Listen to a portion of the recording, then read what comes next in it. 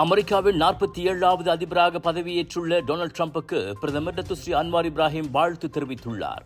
மலேசிய அமெரிக்க இருவழி உறவை வலுப்படுத்துவதில் டிரம்ப் நிர்வாகத்துடன் இணைந்து பணியாற்ற தாம் ஆர்வமுடன் உள்ளதாக அவர் சொன்னார்.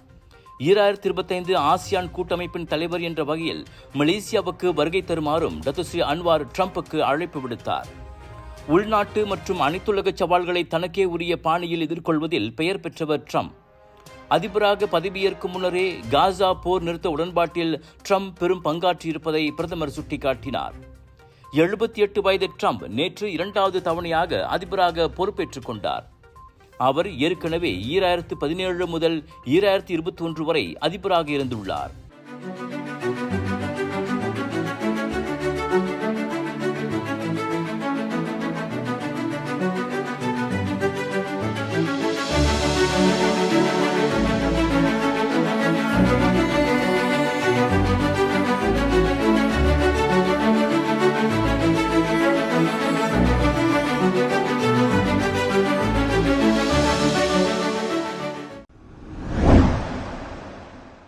விழாக்கால இலவச டோல் கட்டணச் சலுகை இனி குறைந்த மற்றும் நடுத்தர வருமானம் பெறும் B40, M40 வர்க்கத்தினருக்கு மட்டுமே வழங்கப்படலாம். பாடு எனப்படும் முதன்மை தரவுத்தள முறையின் வாயிலாக அச்சிறப்பு வழிவகையை அரசாங்கம் அறிமுகப்படுத்தக்கூடும். பல ஆண்டுகளாக வழங்கப்பட்டு வரும் விழாக்கால இலவச டோல் கட்டணச் சலுகை வரும் சீன புத்தாண்டு தொடங்கி நிறுத்தப்படுவதால் அவ்வாறு எதிர்பார்க்கப்படுகிறது. பாடுவில் நாட்டு மக்களின் துல்லிய விவரங்கள் அடங்கியிருப்பதால் உண்மையிலேயே உதவி தேவைப்படுவோர் மட்டுமே அனுகூலங்களை அனுபவிப்பதை உறுதி செய்ய அம்முறை பயன்படுத்தப்படலாம். மலேசிய பயணீட்டாளர் சங்கங்களின் சம்மேளனமான பொம்காவின் தலைமை செயல் அதிகாரி சரவணன் அவ்வாறு கூறினார். விழாக்கால இலவச டோல் கட்டணச் சலுகை இனியும் கிடையாது என்ற அறிவிப்பின் மூலம் அரசாங்கம் 3 முக்கிய சமிக்ஞைகளை மக்களுக்கு வழங்கியுள்ளதாக அவர் சொன்னார். செலவினங்களை திறம்பட கையாளுதல், அத்தியாவசிய தேவைகளுக்கு முன்னுரிமை கொடுத்தல், நிதி நிலைமையை கவனமாக நிர்வகித்தல் ஆகியவையே அம்மூன்று விஷயங்களாகும். மக்களிடம் நல்ல பெயர் கிடைக்கும் என்பதற்காக அத்திட்டத்தை தொடர முடிவு செய்து மறுபக்கம் நிதிச்சுமையை எதிர்கொள்ள அரசாங்கம் விரும்பவில்லை என்பதும் தெளிவாக தெரிவதாக பிரித்தா ஹாரியானிடம் சரவணன் கூறினார். விழாக்கால இலவச டோல் கட்டணச் சலுகையை நிறுத்துவதற்கு கடந்த ஆண்டே அமைச்சரவை முடிவு செய்துவிட்டதாக பொதுப்பணி அமைச்சர் டத்துஸ்ரீ அலெக்சாண்டர் நந்தா லிங்கி நேற்று அறிவித்திருந்தார். மாறாக இலக்கிடப்பட்ட கட்டண சலுகை முறை அறிமுகமாகலாம் என அவர் கோடி காட்டினார். இந்த தேங்காய் எண்ணெய் சமையல்ல அப்படின்னு ஸ்பெஷல் இருக்கு. கேரளாவிலிருந்து தயாரிக்கப்பட்ட ரேனாயூர் சமையல் தேங்காய் எண்ணெயில சமையல் செஞ்சு சாப்பிட்டா தரமாவும் இருக்கும், அறுசுவையாவும் இருக்கும்.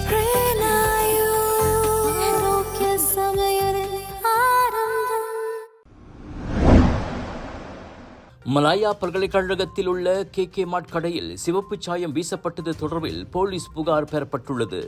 நேற்று அதிகாலை அச்சம்பவம் நிகழ்ந்ததாக கடை பணியாளர் தனது புகாரில் கூறியுள்ளார்.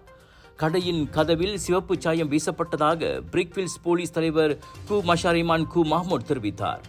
இதையடுத்து சதிநாச வேலை தொடர்பில் விசாரணை நடைபெறுவதாக அவர் சொன்னார்.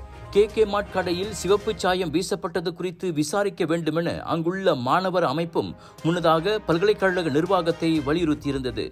சீஸ் அண்ட் ஹேம் சாண்ட்விச் ரொட்டிகளில் ஹலால் முத்திரை இருந்ததாக அண்மையில் வெடித்த சர்ச்சைக்கும் இச்சம்பவத்திற்கும் தொடர்புண்டா என தெரியவில்லை. ஆனால் பல்கலைக்கழக வளாகத்திலேயே இப்படி நடந்திருப்பதை ஏற்றுக்கொள்ள முடியாது என அந்த அமைப்பு கூறியது. பொருட்களை சேதப்படுத்துவது பார்ப்பதற்கு சிறிய குற்றம் போல் தெரியலாம், ஆனால் குற்றவியல் சட்டத்தின் கீழ் அதற்கு தண்டனை விதிக்க முடியும் என அது சுட்டிக்காட்டியது.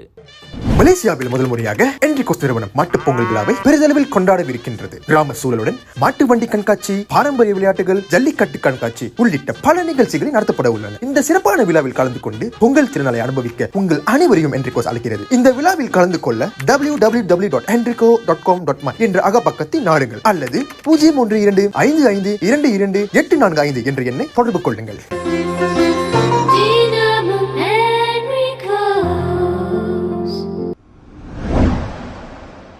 ஜோஹர் பாரு KSL சிட்டி மால் பேருங்காடியில் பெண்ணொருவரை கடத்த முயற்சி மேற்கொள்ளப்பட்டதாக கூறப்படுவது தொடர்பில் போலீஸ் புகார் எதுவும் பெறப்படவில்லை. என்றாலும் வைரலான அச்சம்பவம் குறித்து விசாரணை தொடங்கியிருப்பதாக தென் ஜோஹர் பாரு போலீஸ் தலைவர் ரவுப் ஸ்லாமாட் கூறினார். சம்பவ காணொளி போலீசின் கைகளுக்கு கிடைத்துள்ளது.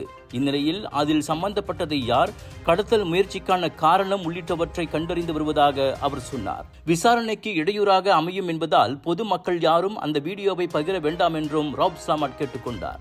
ஒரு ஆணும் பெண்ணும் ஏதோ பொருட்களை விற்பதாக கூறிக்கொண்டு தம்மை நெருங்கியதாக முன்னதாக வைரலான வீடியோவில் பெண்ணொருவர் கூறியிருந்தார். பொருளை வாங்க விருப்பம் இல்லை என தெரிவித்த போதும் எப்படியோ பேசி இருவரும் அப்பெண்ணின் மனதை மாற்றியுள்ளனர். அவரும் ஒப்புக்கொண்டு பொருளை சோதித்து பார்த்துள்ளார். பொருளை நுகர்ந்த வேகத்தில் தனக்கு மயக்கம் வருவது போல் இருந்ததாகவும் கொஞ்சம் தாமதித்திருந்தால் இருவரும் தன்னை கடத்தி சென்றிருக்க கூடும் என்றும் அஞ்சி போலீசில் புகார் செய்ததாக அப்பெண் கூறினார்.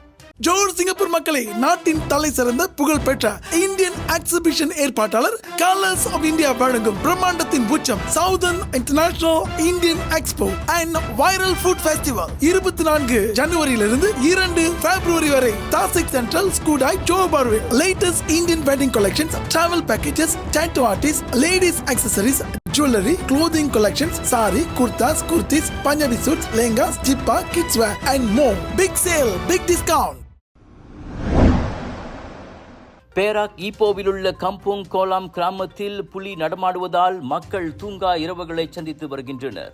ஜனவரி 17ஆம் தேதி கிராமத்திற்குள் புகுந்து கால்நடைகளை புலி வேட்டையாடியுள்ளது. தனது பிரதான உணவான காட்டுப்பன்றிகளின் எண்ணிக்கை சரிந்துள்ளதால் அப்புலி உணவு தேடி கிராமத்திற்குள் புகுந்திருப்பதாக தெரிகிறது. அப்பகுதியில் புலியின் கால் தடங்களும் கால்நடைகளின் உடல்களில் கடித்து குதறிய காயங்களும் கண்டறியப்பட்டுள்ளன. இதனால் கடந்த சில தினங்களாகவே கிராம மக்கள் பீதியில் உறைந்து போயிருக்கின்றனர். இந்நிலையில் புலியை பொறிவைத்து பிடிப்பதற்காக வனவிலங்கு பாதுகாப்பு மற்றும் தேசிய பூங்காக்கள் துறையான பெர்ஹிலிதான் அங்கு கூண்டுகளை பொருத்தியுள்ளது. ஏற்கனவே புலியின் நடமாட்டத்தை கண்டறிய கேமராக்கள் பொருத்தப்பட்டன. ஆனால் புலி இந்த ஓரிரு தினங்களில் கிராமத்திற்குள் வரவில்லை போலும் என பேராக் பெர்ஹிலிதான் இயக்குனர் யூசுப் ஷாரிஃப் கூறினார். விரைவிலேயே புலி சிக்கும் என நம்பிக்கை தெரிவித்தவர் அதுவரை கால்நடைகள் கண்டபடி மேயாமல் இருப்பதை பார்த்துக் கொள்ளுமாறு கிராம மக்களை கேட்டுக்கொண்டார்.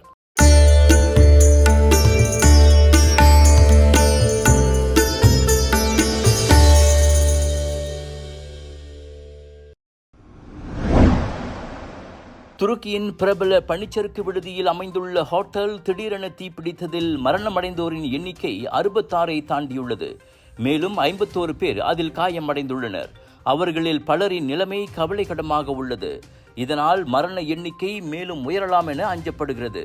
ஞாயிற்றுக்கிழமை அதிகாலை நிகழ்ந்த அச்சம்பவத்தில் 12 மாடிகள் கொண்ட ஹோட்டலின் கூரையில் முதலில் தீ ஏற்பட்டுள்ளது.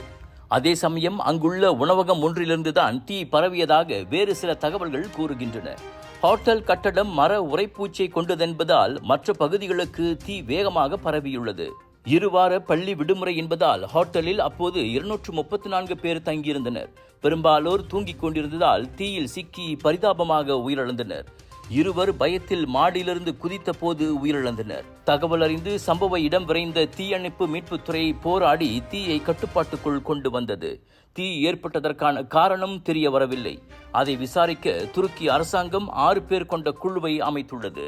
உங்கள் சிறந்த ஆரோக்கியத்திற்கு அளவான எண்ணெயுடன் சிறந்த முறையில் தயாரிக்கப்பட்ட சைவம் அசைவத்திற்கும் பொருந்தும் சூப்பர் ஊறுகாய், பச்சை கொடி சிவப்பு மீன் சின்னம் கொண்ட ஸ்ரீ மீனாட்சி ஊறுகாய்.